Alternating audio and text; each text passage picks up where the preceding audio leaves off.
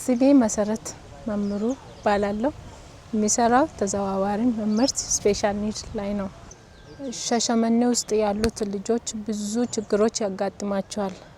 ለምሳሌ ዴፎች መንገድ ላይ ሲሄዱ ጊዜ ብዙ ጊዜ ሰው ሳያቸው እንዲሁ ሙሉ ሰው ይመስላቸዋል፣ ግን ዴፍ ስለሆኑ ብዙ አደጋ ሊደርስባቸው ይችላል። ስለዚህ እኛ ደግሞ በዛ ዙሪያ ላይ መስራት እንፈልጋለን፣ ግን አቅማችን ትንሽ አስቸጋሪ ስለሆነ ነው።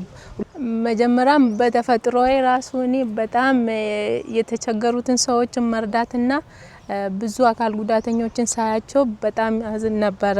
በዛ ላይ እግዚአብሔር ረድቶኝ ደግሞ እኔ ፍላጎቴን አገኘሁትና በዛ ላይ እየሰራው ይገኛለሁ። አሁን 8 አመት ሰርቻለሁ። በሳይን ላንጉዌጅ አስተምራቸዋለሁ። አሁንም ፍላጎት ብዙ አለኝ። በጋዜጠኛ በኩልም ብቀጥል ደስ ይለኛል። እየጠሩኝም ነበር። ኦቢኤን የሚባለው ቲቪ ላይ ያልነበር፣ ግን ፍላጎት ስላለኝ እዚህ ማስተማር ልጆቹ እንዳይቸገሩ ብዬ ብዙ አስተማሪዎች ምልክት ቋንቋ የሚችሉት ብዙ የሉም። ስለዚህ እነሱን ለመርዳት ፍላጎት ስላለኝ እዚሁ መርጬ እዚሁ ነው ያለሁት። ለምሳሌ ትምህርት ቤት ለመምጣት ብዙ የሚቸገሩ ከገጠር የሚመጡ ብዙ ልጆች አሉ።